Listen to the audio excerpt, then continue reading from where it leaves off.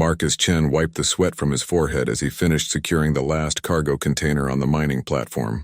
The asteroid belt around Kepler 442b was rich in rare minerals, but the work was dangerous and lonely. Most humans preferred the safer colonies closer to Earth, but Marcus had always been drawn to the frontier. The alarm klaxon shattered the afternoon quiet, its harsh wail echoing across the rocky surface. Marcus dropped his tools and sprinted toward the source of the distress signal. His boots crunched against the crystalline ground as he navigated between towering extraction rigs and processing units. What he found made his blood run cold. A small spacecraft unlike anything in human design lay twisted and smoking in a crater 50 meters from the main facility. The hull was a beautiful silver-blue material that seemed to shift colors in the harsh sunlight. Debris was scattered everywhere, and a thin atmosphere leaked from multiple hull breaches. Marcus grabbed his emergency kit and oxygen mask before approaching the wreckage. Through a cracked viewport, he could see movement inside. His heart raced as he pried open the damaged airlock with a plasma cutter from his tool belt. Inside the cramped cockpit, a small figure was trapped beneath a collapsed beam. The being was clearly not human, but undeniably a child. She had pale blue skin with intricate silver markings that pulsed with a faint light. Her large dark eyes were filled with terror and pain. Strange melodic sounds escaped her lips, probably her native language. Marcus knew he had to act fast. The child's breathing was labored, and a purple fluid that must be blood seeped from a wound on her arm. He carefully lifted the beam, surprised by how light it was despite its size.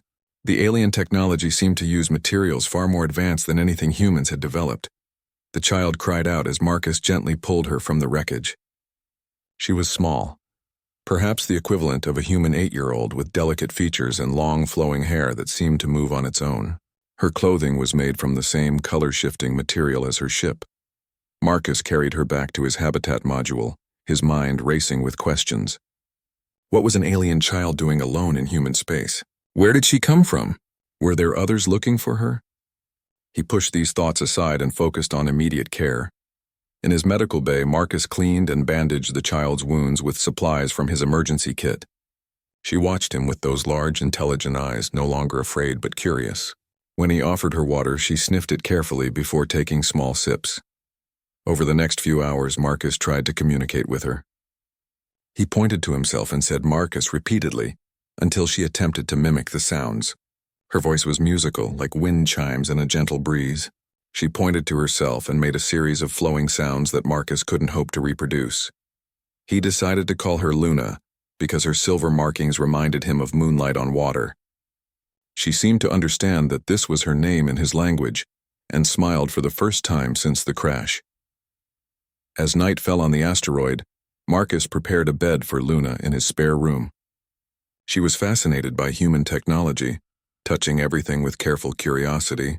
She particularly loved the lights, making delighted sounds when Marcus showed her how to turn them on and off. That night, Marcus lay awake wondering what he should do.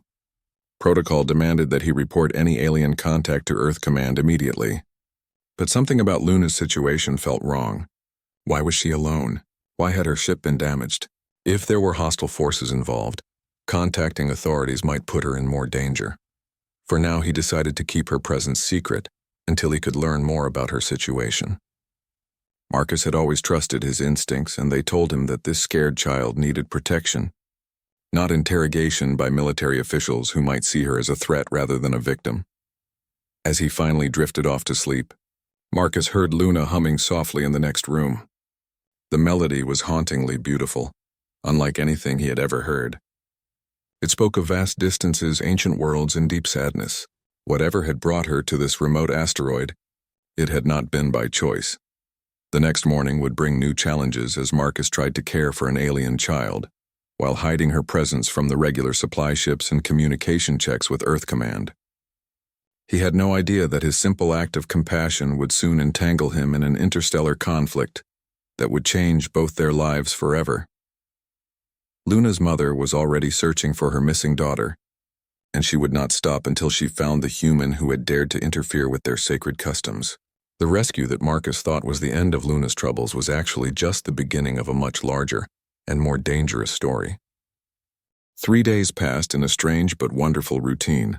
Luna was remarkably intelligent and adaptable. She learned basic English words with startling speed, and Marcus found himself picking up some of her musical language in return. Her name, he discovered, was actually something like Zeth Anatel, which meant light between stars in her tongue. Marcus modified his daily schedule to accommodate his unexpected guest.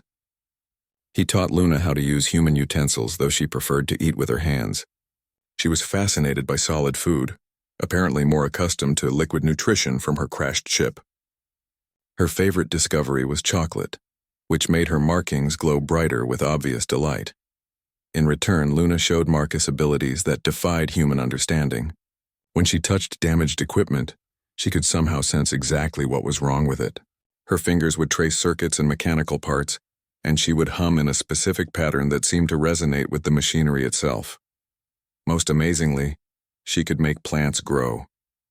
Marcus had a small hydroponic garden for fresh vegetables, but it had always struggled in the harsh environment. When Luna placed her hands on the struggling tomato plants, they straightened and began to flourish immediately. Within hours, they were producing fruit that tasted better than anything Marcus had ever grown. The child was also incredibly empathetic. When Marcus cut his hand on a sharp piece of metal, Luna rushed to him with tears in her eyes. She pressed her small hands around the wound and hummed softly.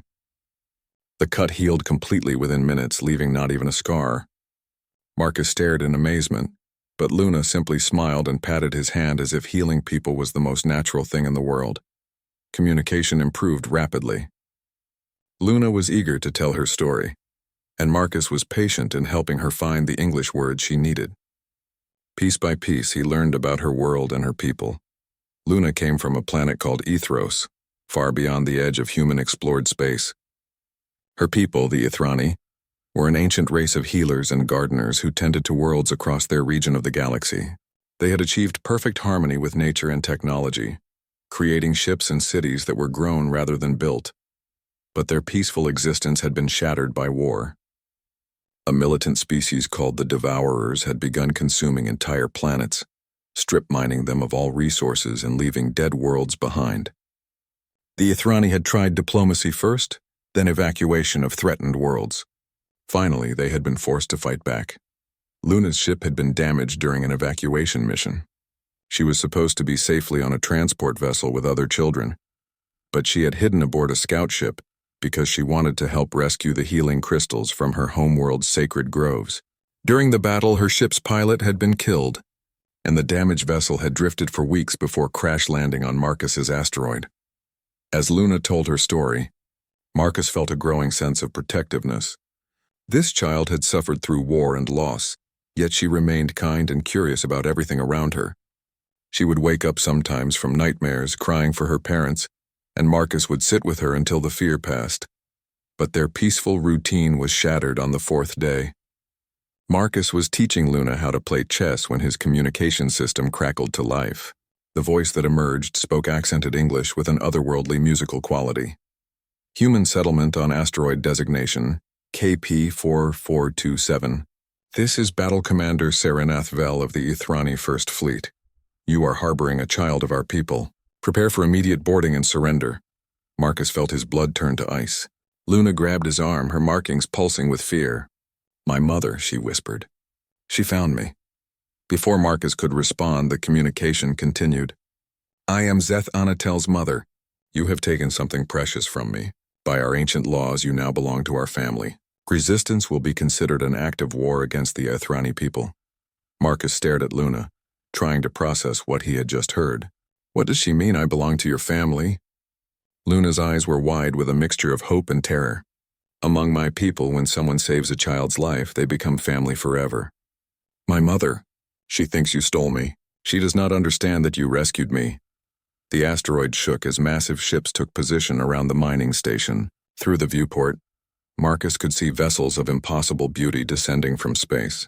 They moved like living creatures rather than machines, their hulls rippling with the same color-shifting material as Luna's crashed ship. She will not listen to explanations, Luna said quietly. Once she has decided you belong to us, there is no changing her mind. You must come with us or she will destroy everything to get me back. Marcus looked at this alien child who had become so dear to him in just a few days. He had saved her life without thinking, acting on pure human instinct to protect the innocent. Now that simple act of compassion was about to change his entire existence. "What happens if I go with you?" he asked. Luna's markings brightened slightly. "You become my brother guardian. You would live with us, learn our ways, help protect our people. But Marcus, you could never return to your human life. Once you join an Ithrani family, it is forever." The communication system crackled again. "Human, you have one standard time unit to prepare. My daughter will be returned to me, and you will answer for taking her. Choose wisely how you wish this encounter to proceed." Marcus looked around at his simple life on the asteroid, then back at Luna's hopeful face. He realized that his choice had been made the moment he pulled her from that wreckage. Sometimes the most important decisions in life were the ones that felt like no choice at all. The first Ithrani soldier who materialized in Marcus's habitat was not what he had expected. The being was tall and graceful, with the same blue-tinted skin as Luna but covered in intricate golden markings that seemed to move like liquid metal. She wore armor that appeared to be made of living crystal, and her presence filled the room with an almost electric tension. "Where's the child?" the soldier demanded in perfect English, her hand resting on a weapon that looked more like a work of art than a tool of war. Luna stepped forward before Marcus could speak. She launched into rapid conversation in her native language, her voice urgent and pleading. The soldier's expression softened slightly as she listened, her golden markings shifting from aggressive red tones to calmer blues. More soldiers entered through what Marcus realized was some kind of teleportation technology. They spread through his habitat with practiced efficiency, scanning everything with devices that hummed with harmonic frequencies. One of them examined Luna's healing wound, nodding with apparent satisfaction at Marcus's medical care. "The child speaks favorably of your treatment," the first soldier said to Marcus. "This is unexpected. Usually when we find our young among alien species, they have been harmed or exploited." "I would never hurt her," Marcus replied firmly. "She was injured and alone. I did what anyone would do." The soldier's markings shifted to a curious yellow-green. "Anyone. This is not true of most species we encounter. You humans are known to be territorial and suspicious of outsiders, yet you risked your own safety to save a child you had never seen before." Before Marcus could respond, the air in the room seemed to thicken. A new presence materialized, and Marcus immediately understood he was in the presence of someone incredibly powerful. Luna's mother was taller than the soldiers, with silver markings that covered her entire visible skin. Her armor was clearly ceremonial, adorned with crystals that pulsed with inner light. When she looked at Marcus, he felt as if she could see straight through to his soul. "So," she said in a voice like distant thunder, "you are the human who touched my daughter." Luna ran to her mother, speaking rapidly in their musical language, but the woman's eyes never left Marcus. She listened to her daughter's words while studying every detail of the human who had intervened in their lives. "My daughter tells me you healed her wounds, fed her, protected her from danger, and asked for nothing in return," the commander continued. "She says you made her laugh when she cried from memories of the attack. She says you sang to her in your crude human way to help her sleep." Marcus felt heat rise in his cheeks. She was scared and hurt. "I did what I could." "What you could," the woman repeated slowly. "Do you understand what you have done, human? In my culture, when someone saves the life of another's child, they become family. Not metaphorically, not symbolically. Literally. You are now my son, whether you choose it or not." The room fell silent except for the harmonic humming of Ithrani technology. Marcus could feel the weight of dozens of eyes upon him, waiting for his response. Luna looked up at him with hope shining in her dark eyes. "What exactly does that mean?" Marcus asked carefully. The commander smiled for the first time, and her markings shifted to warmer golden tones. "It means you leave your old life behind and join our family ship.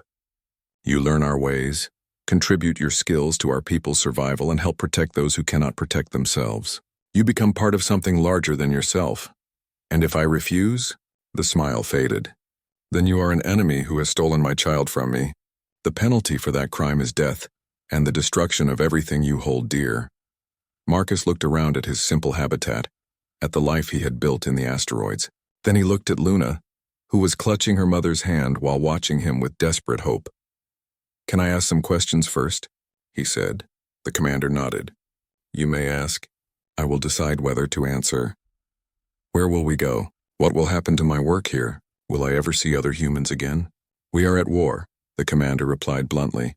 Our fleet moves constantly to stay ahead of the Devourers and to rescue survivors from attacked worlds.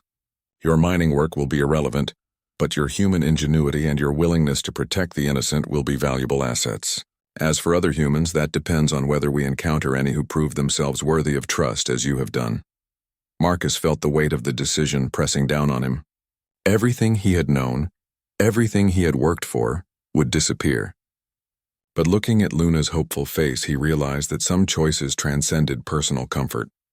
If I come with you, he said slowly, will Luna be safe? Will she be happy? The commander's markings brightened noticeably. She will be surrounded by family who love her. She will learn the ways of our people and grow strong in our traditions, and she will have a brother guardian who has already proven he values her life above his own convenience. Luna broke free from her mother's grasp and ran to Marcus, wrapping her small arms around his waist. Please come, she whispered in English. I do not want to lose my family again. Marcus hugged the child who had changed his life so completely in such a short time. When he looked up, the commander was watching with something like approval in her ancient eyes. I have one condition, Marcus said, surprising everyone in the room. I want to understand exactly what being part of your family means. I want to learn your customs and your laws before I agree to anything permanent. The commander studied him for a long moment. Wisdom from a human. How unexpected, very well. You will have one full cycle of our ship's journey to learn our ways and decide if you can truly become Ithrani. If you choose to leave after that time, you will be returned to human space with no harm done. And if I choose to stay, then you become my son in truth and Luna's brother guardian forever. There will be no going back from that choice. Marcus took a deep breath and nodded. Then I accept your offer. Luna's delighted laughter filled the room, and even the stern soldiers smiled. The commander stepped forward and placed her hand on Marcus's shoulder. Where she touched him, he felt a warm, tingling sensation. Welcome to family, Marcus Chen of Earth. May you find honor in the path ahead. The Ithrani family ship defied everything Marcus thought he knew about spacecraft design. Instead of metal corridors and mechanical systems, the vessel seemed to have been grown from some impossible combination of crystal and living tissue. The walls pulsed gently with bioluminescent patterns, and the air itself felt alive with subtle harmonics that made his skin tingle. Luna guided him through the ship with obvious pride, chattering excitedly in her mix of English and Ithrani. She showed him gardens where food grew in impossible abundance, their leaves shimmering with the same silver markings that decorated her skin. Water flowed through crystal channels that defied gravity, creating floating streams that provided both beauty and function. Our ships are not built, explained Kalen, Luna's older brother who served as the family's chief engineer. They are cultivated over centuries, grown from seed crystals that our ancestors planted in the deep void. Each ship is unique, alive in its own way. Kalen was the first Ithrani male Marcus had met, and he was fascinated by the differences. Where the females had flowing artistic markings, Kalen's patterns were geometric and precise, like circuit diagrams made of light beneath his skin. His voice carried deeper harmonic undertones, and his presence felt more grounded, more connected to the ship's technical systems. How does it work? Marcus asked, running his hand along a wall that felt warm and responsive to his touch. The ship responds to our emotions and needs, Kalen explained. When we are calm, it flies smoothly. When we are excited, it moves faster. When we are afraid, its defenses strengthen automatically. It takes time for outsiders to learn this connection. That first night in his assigned quarters, Marcus lay on what the Ithrani called a rest pod, but felt more like floating on a cloud. The room adjusted its lighting and temperature based on his comfort level, somehow reading his body's signals without any visible technology. It was beautiful and deeply unsettling at the same time. Luna's mother, who had introduced herself as Commander Siren, invited Marcus to share meals with the core family. These gatherings were unlike anything in human culture. The Ithrani didn't just eat together. They shared emotions and memories through harmonized singing that accompanied each course of food. During his third meal, Marcus felt something extraordinary happen. As the family sang a traditional blessing over their food, he began to understand not just the words but the feelings behind them. Images flashed in his mind, vast gardens under purple skies, cities that grew like flowers from crystal soil, children learning to heal wounded animals with gentle touches. You are beginning to resonate, Seren observed with satisfaction. Most aliens never achieve even basic harmony with our ways. Your mind is more flexible than expected. Marcus was also learning about the war that had driven the Ethrani from their homeworlds. The Devourers were a mechanized species that consumed entire planets for raw materials, leaving dead husks behind. They had swept through Ethrani space like a plague, forcing the peaceful gardener healers to become refugees and warriors. We never wanted to fight, Kalen explained as he showed Marcus the ship's defensive systems. Our culture values growth and healing above all else. But when faced with total extinction, even the most peaceful people must learn to protect themselves. The weapons were as beautiful and organic as everything else on the ship. Instead of explosives or energy beams, they used focused harmonic frequencies that could disrupt the molecular bonds of enemy vessels. The ship could also generate protective fields that healed damage faster than most weapons could inflict it. But Marcus's most important education came from spending time with Luna herself. She was eager to teach him about Ethrani childhood customs and family bonds. He learned that among her people, the relationship between a child and their brother guardian was sacred. The guardian was responsible for the child's education, protection, and emotional well-being until they reached maturity. "Why is this so important to your mother?" Marcus asked one day as they tended the ship's central garden together. Luna's markings dimmed slightly with sadness. "My first brother guardian died in the attack on our homeworld. He threw himself in front of a devourer weapon to save me. Mother blamed herself for not protecting us both. When you saved me, she saw it as the universe giving us a new guardian." Marcus felt the weight of responsibility settling on his shoulders. He was not just joining a family. He was taking on the spiritual and emotional welfare of a child who had already suffered tremendous loss. As the days passed, Marcus found himself adapting to Ethrani rhythms in ways that surprised him. His own emotions began to resonate with the ship's systems. When he was particularly happy or excited, the lights in his quarters would pulse brighter. When he was sad or worried, the temperature would adjust to comfort him automatically. The other crew members gradually accepted his presence. Initially suspicious of having an alien aboard their family vessel, they began to warm to Marcus as they saw his genuine care for Luna and his willingness to learn their ways. Some even sought him out to learn about human culture and technology. Marcus discovered that his human perspective was valuable in unexpected ways. The Ethrani were so connected to their living technology that they sometimes missed simple mechanical solutions to problems. His knowledge of traditional engineering helped them repair systems that their organic methods couldn't fix. But the greatest test came when the ship suddenly shuddered with impacts from enemy fire.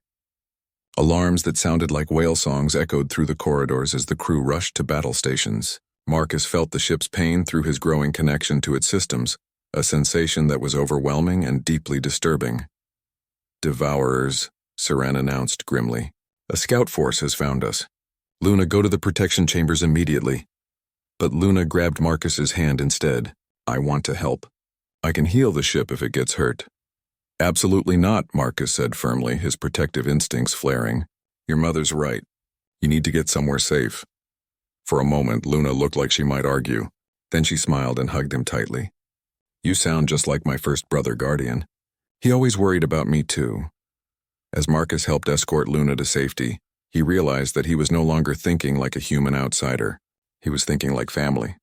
The transition had happened so gradually that he barely noticed it, but somewhere in the past weeks these aliens had become his people. Luna had become his responsibility and his joy. The battle ahead would test not just his courage but his commitment to the new life he was slowly accepting as his own. The Devourer ships were nightmarish things that hurt to look at directly. Where the Ethrani vessel was all flowing curves and living beauty, the enemy craft were angular assemblages of black metal and pulsing red lights. They moved through space with mechanical precision, like massive insects stalking their prey. Marcus found himself assigned to an auxiliary control station, supposedly to keep him out of danger. But as the battle intensified, he realized that his human tactical training was desperately needed. The Ethrani fought with honor and grace, but they were not naturally warriors. They hesitated when they should strike, offered mercy when none would be given in return. "They're targeting our garden sections," Marcus called out as he watched the enemy attack patterns.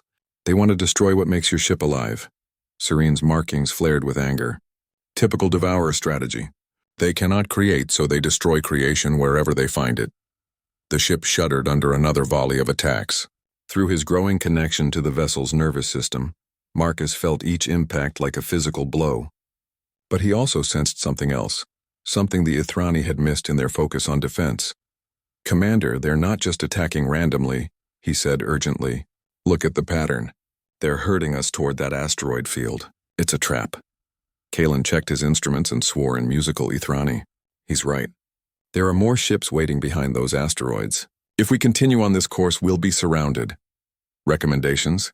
Serene asked, her tone acknowledging Marcus as a tactical advisor rather than a passenger. Marcus studied the tactical display, his human military training kicking in. "We need to do something unexpected. They think they know how you'll react because you always prioritize preserving life. What if we don't?" "Explain. Fake a catastrophic engine failure. Let them think they've crippled us. When they close in for the capture, we hit them with everything we have at point-blank range." The bridge fell silent except for the harmonic hum of ship systems. Marcus could feel the crew's shock at his suggestion. Deception was not the Ithrani way. "You ask us to lie," Saren said slowly. "I ask you to survive," Marcus replied.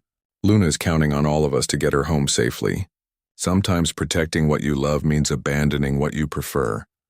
Luna's voice suddenly crackled over the ship's communication system. "Mother, I trust Marcus. He saved me before. Let him save us now." Serene closed her eyes, her markings cycling through complex patterns as she wrestled with the decision. Finally, they settled into determined gold. "Do it." The next few minutes were the longest of Marcus's life. Kalen carefully modulated the ship's power output to simulate critical damage, while maintaining enough energy for their surprise attack. The Ithrani crew struggled with the deception, their natural honesty making every false distress signal painful to send. The Devourers took the bait exactly as Marcus had predicted.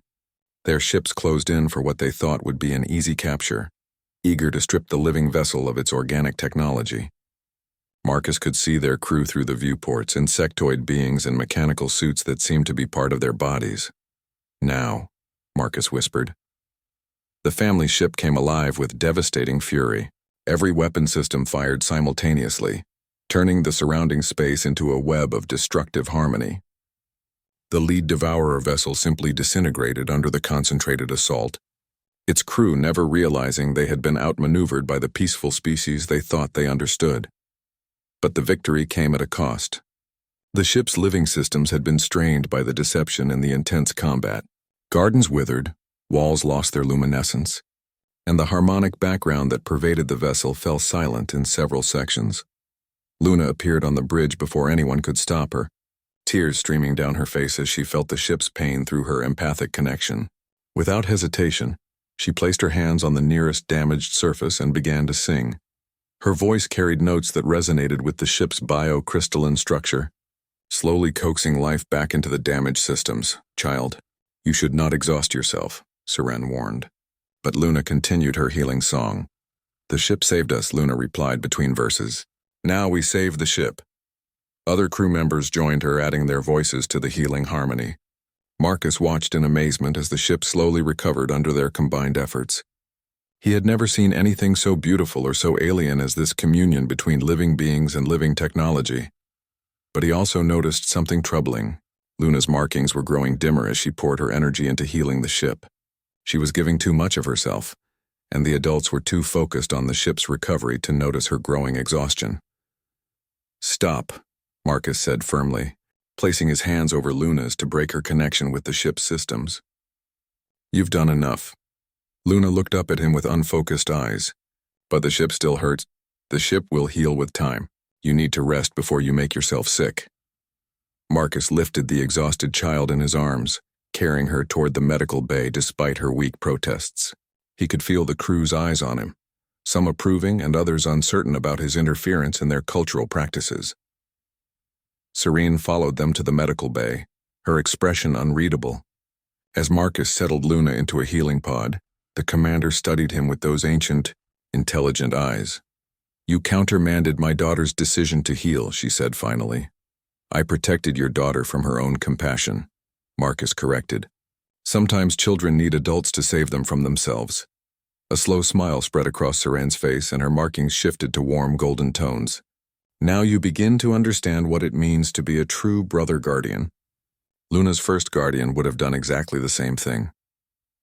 As Luna drifted off to sleep in the healing pod, Marcus realized that he had passed some invisible test. The battle had proven that he could contribute to their survival, but his protection of Luna had proven something more important. He had shown that he understood the deeper responsibilities of family. The ship will need several days to fully recover, Kalen reported as he joined them, but Marcus's strategy worked. We've bought ourselves time to reach the rally point. Marcus nodded, but his attention remained on Luna's peaceful face. The child who had changed his life was safe for now, but he knew that greater challenges lay ahead. The war with the Devourers was far from over, and his new family would need every advantage to survive. More importantly, Marcus was beginning to understand that his choice was no longer about whether to stay with the Ithrani. It was about how far he was willing to go to protect them. The Ithrani rally point was hidden in the gravitational shadow of a dying star, where hundreds of family ships had gathered like luminous flowers floating in an endless garden. Marcus stood at the observation deck, overwhelmed by the sight of an entire civilization reduced to refugees, yet still maintaining their ethereal beauty even in exile. Magnificent, are they not? Said a voice behind him. Marcus turned to find an ancient Ithrani approaching, his markings so complex and layered that they seemed to contain entire galaxies. I am Elder Thane Valoris, keeper of the old ways and advisor to the Fleet Council. They're incredible, Marcus agreed, but also heartbreaking. All of this beauty, forced to flee from their homes. The Elder's markings shifted to contemplative purple tones. You see both wonder and sorrow. Most aliens see only our strangeness. This is why Seren's choice to claim you as family has caused such discussion among the Council. Marcus felt a chill of apprehension. Discussion. There are those who question whether a human can truly become Ithrani. Your species has a reputation for violence and selfishness. Some fear that accepting you sets a dangerous precedent that could dilute our culture. Before Marcus could respond, Luna appeared at his side, taking his hand with casual affection. Elder Thane, Marcus is already family. He saved me and he saved our ship. What more proof do you need? The ancient being smiled gently at her. Child, the heart sees clearly, but the mind must consider consequences. Your brother guardian's trial period ends tomorrow. The council must decide whether to honor your mother's claim of adoption or whether to return him to human space. Luna's markings flared with distress. They cannot take him away. He belongs with us. Peace, little star, the elder said. The decision has not been made, but Marcus must speak for himself before the council. He must prove that he understands what it means to become truly Ithrani, not merely a human living among us. That evening, Marcus sat with Seren in her private chambers, struggling to understand the magnitude of what lay ahead. The room was beautiful beyond description, with crystal formations that sang soft melodies and living walls that displayed memories of her lost home world. What exactly will they ask me? Marcus inquired. The council will test your understanding of our deepest values, Saren explained. Family, harmony, the sacred responsibility to nurture life wherever it is found. But more than that, they will ask you to choose. Choose what? Serene's markings dimmed with sadness. Tomorrow we launch our final offensive against the Devourers. Intelligence suggests they are preparing to attack the last refugee convoy fleeing our homeworld. If we fail to stop them, 10 million Ithrani children will die. Marcus felt his blood turn cold. And? The assault will be incredibly dangerous. Most of our warriors will not survive. If you truly become my son tomorrow, you will be expected to fight alongside us. You will very likely die with us. The room fell silent except for the gentle singing of the crystal formations. Marcus stared at the displayed memories of Luna's lost world, understanding finally the full weight of the choice before him. If I choose to return to human space instead, you will live. You will be returned safely to your people with our gratitude for caring for Luna. But you will never see us again, and you will carry the knowledge that you abandoned your family in their darkest hour. That night, Marcus lay awake in his quarters, tormented by the impossible decision. He thought about his simple life on the asteroid, his dreams of eventually retiring to Earth's colonies, the comfortable predictability of human existence, All of that waited for him if he chose to leave. But he also thought about Luna's laughter as she learned to play human games, Kaylin's patient explanations of Ithrani technology, the crew's gradual acceptance of him as one of their own. He thought about the trust in Seren's eyes when she had followed his tactical advice, and the way the ship itself seemed to respond to his presence now. Most of all, he thought about Luna's words from their first day together. "I do not want to lose my family again." The next morning, Marcus dressed carefully in the ceremonial robes Seren had provided. They were made from the same color-shifting material as Ithrani ships, and they felt strange against his human skin. As he walked toward the council chamber, he noticed that the patterns on the fabric were beginning to respond to his emotions, glowing brighter with his nervousness. The council chamber was a vast space at the heart of the largest family ship. Hundreds of Ithrani filled crystal seats that rose in spiraling tiers around a central speaking area. Their combined presence created a harmony so intense that Marcus felt it in his bones. Elder Thane called for silence with a gesture, and the assembled crowd fell quiet with practiced unity. "Marcus Chen of Earth, you stand before the Council of Families to answer for your claim to become Ithrani. Speak, and let us judge whether your heart truly resonates with our way of life." Marcus stepped forward, feeling the weight of hundreds of ancient eyes upon him. When he spoke, his voice carried clearly through the crystalline acoustics of the chamber. "Honored elders, I did not seek to become Ithrani. I simply found a hurt child and did what felt right. But in the weeks since then, I have learned that doing what feels right is the foundation of your entire civilization." He paused, gathering his thoughts. "You have shown me wonders I never imagined. Ships that live and breathe, technology that grows like gardens, families bound by love rather than just genetics. But you have also shown me something else. You have shown me what it means to put the welfare of others before your own comfort." Marcus looked up at the tiers of faces, seeing curiosity replacing skepticism in many expressions.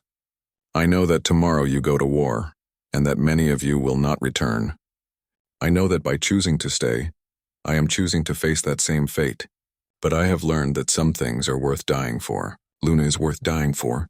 The children in that refugee convoy are worth dying for. The idea that beauty and compassion can survive in a hostile universe is worth dying for." He took a deep breath. "I am not asking to become Ithrani because I want to abandon my humanity. I am asking to become Ithrani because I want to become the best version of what a human can be." The chamber erupted in harmonic discussion, hundreds of voices blending in complex patterns that Marcus was only beginning to understand. After several minutes, Elder Thane called for quiet again. "The council has heard your words, Marcus Chen, but words alone are not sufficient. Will you accept the bond of true family, knowing that it cannot be undone and that it will change you in ways you cannot yet imagine?" Marcus felt Seren's eyes upon him from the family gallery, saw Luna watching with desperate hope. Around the chamber, alien faces waited for his answer to a question that would determine not just his future, but his very identity. "I accept," he said simply. The chamber erupted in harmonic celebration as Elder Thane smiled for the first time since Marcus had met him. "Then let the bonding begin." The bond of true family was unlike anything Marcus could have imagined. As the council began their harmonic chanting, he felt something fundamental shift in his consciousness. The chamber filled with resonant frequencies that seemed to reach into his very DNA, rewriting the deepest patterns of his being. At first, there was only overwhelming sensation. Every Ithrani voice in the chamber blended into a symphony that made his entire body vibrate in harmony. Then gradually he began to understand what was happening. The ceremony was not just symbolic, it was literally making him part of their collective consciousness while still maintaining his individual identity. Through the growing connection, Marcus felt Luna's joy blazing like a small sun in his mind. Her happiness at having him officially become her brother was so intense that tears ran down his face. But he also felt Seren's complex mix of pride and worry, Kaylin's protective approval, and the grudging acceptance of crew members who had initially doubted him. Most surprisingly, he felt the ship itself welcoming him. The living vessel's consciousness touched his mind with gentle curiosity, examining this strange human who had somehow become family. When the connection solidified, Marcus gasped as he suddenly understood how to communicate directly with the ship's biocrystalline systems. The ceremony reached its climax when Elder Thane approached with a crystal that pulsed with inner light. "This is a family stone," he explained. "It will carry your bond to them wherever you may go, but more importantly, it will mark you as Ithrani to any of our people you may encounter." As the crystal touched Marcus's forehead, he felt the final transformation take hold. When he looked at his hands, he saw faint silver markings beginning to appear beneath his human skin, patterns that would grow stronger with time. He was still human, but he was also something more now. Luna was the first to reach him as the ceremony ended, throwing herself into his arms with delighted laughter. "Brother Marcus," she cried in perfect English, "I can feel your thoughts now. You are happy and scared and proud all at the same time." "The bond will strengthen over time," Seren explained as she embraced her new son. "Eventually, you will be able to communicate with all family members across vast distances, share memories and emotions, and even lend your strength to others when they need it most." But the celebration was short-lived. Within hours of the ceremony, the fleet began preparations for the assault on the Devourer staging area. Marcus found himself assigned to a strike team led by Kalen, tasked with infiltrating the enemy command ship and disrupting their communications during the main attack. The plan was audacious in its simplicity. While the main fleet engaged the Devourer forces in direct battle, small teams would use captured enemy ships to slip behind their lines.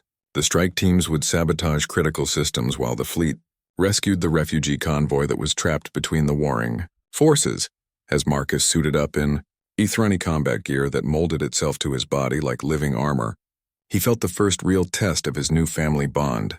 Through their connection, he could sense the fear and determination of every family member preparing for battle. Luna's terror at the thought of losing him again was almost overwhelming. "Stay safe, little star," he whispered to her before departing. "Your big brother has some important work to do." The captured Devourer ship felt like flying inside a mechanical predator. Everything was sharp angles and harsh surfaces, designed for efficiency rather than beauty. Marcus piloted the craft while Kalen worked to mask their energy signature from enemy sensors. Two other Ithrani warriors, specialists in sabotage operations, prepared their equipment in the cramped cargo bay. As they approached the enemy command vessel, Marcus marveled at its massive scale. The ship was easily 10 times the size of the largest Ithrani family vessel, a fortress of black metal bristling with weapons.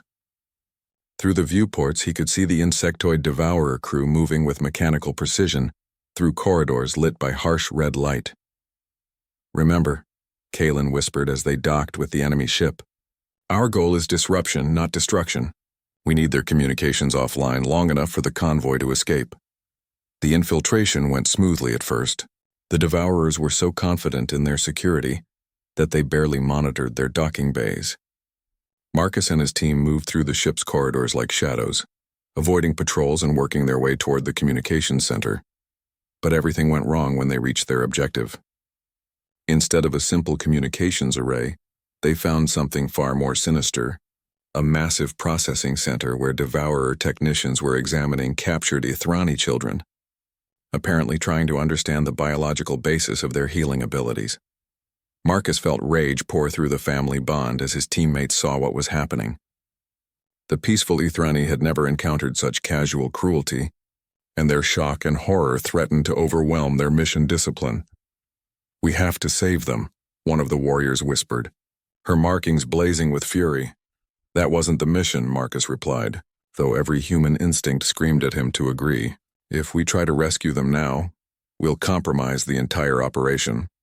Through the family bond, he felt Luna's presence suddenly surge in his mind. Her voice came clearly through the connection. "Save them, Brother Marcus. I would rather lose you trying to save others than have you come home safely while children suffer." Marcus looked at his teammates, saw the same determination in their alien faces that he felt in his own heart. "Sometimes the most important missions were the ones you gave yourself." "Change of plans," he said. "We're getting those children out of here." The next 20 minutes were a blur of violence and desperate improvisation. Marcus's human tactical training proved invaluable as they fought their way through corridors filled with enemy troops. The Ithrani warriors' organic technology gave them advantages the Devourers couldn't counter. Weapons that adapted to their needs and armor that healed damage in real time. By the time they reached the escape pods with a dozen rescued children, the main fleet's assault was in full swing. Through the ship's viewports, Marcus could see the battle raging across space. Beautiful Ithrani vessels dancing between the crude but powerful Devourer warships. As their escape pod jettisoned toward friendly lines, Marcus felt the family bond carrying news of their success throughout the fleet. The communications center had been destroyed in their escape. The enemy coordination was breaking down, and the refugee convoy was successfully fleeing to safety. More importantly, the rescued children were alive and healing under Ithrani care. Through Luna's connection, Marcus felt her overwhelming pride in what he had accomplished. Her brother guardian had proven himself worthy of the trust she had placed in him. Months later, as the Ithrani fleet established a new hidden base in an uncharted system, Marcus reflected on how completely his life had changed. He worked alongside Kalen to integrate human engineering principles with Ithrani biotechnology, creating hybrid systems that were stronger than either approach alone. Luna had grown taller and stronger, her empathic abilities developing under careful guidance. She still called him Brother Marcus, but now she was teaching him as much as he taught her. Through their bond, she helped him understand the deeper mysteries of Ithrani culture and philosophy. And sometimes, in quiet moments, Marcus felt the presence of the children they had rescued, scattered throughout the fleet but connected to his family through bonds of gratitude and love. He had saved one alien child on a distant asteroid, but that simple act of compassion had somehow led to saving many more. Seren found him one evening in the ship's main garden, watching Luna teach human games to a group of young Ithrani. "Do you ever regret your choice?" she asked. Marcus considered the question seriously. His human life seemed like a distant dream now. He would never see Earth again, never experience the simple pleasures of his own species' company. But when Luna looked up and smiled at him with pure joy, he knew the answer. "No," he said. "I found something here I never knew I was looking for. I found a family worth everything I gave up to protect them." As the ship sailed through the eternal night between stars, carrying its cargo of hope and healing toward an uncertain future, Marcus understood that some bonds transcended species and culture. Love, loyalty, and the willingness to sacrifice for others were universal languages that could bridge any gap. He had saved an alien child, and in doing so, he had saved himself.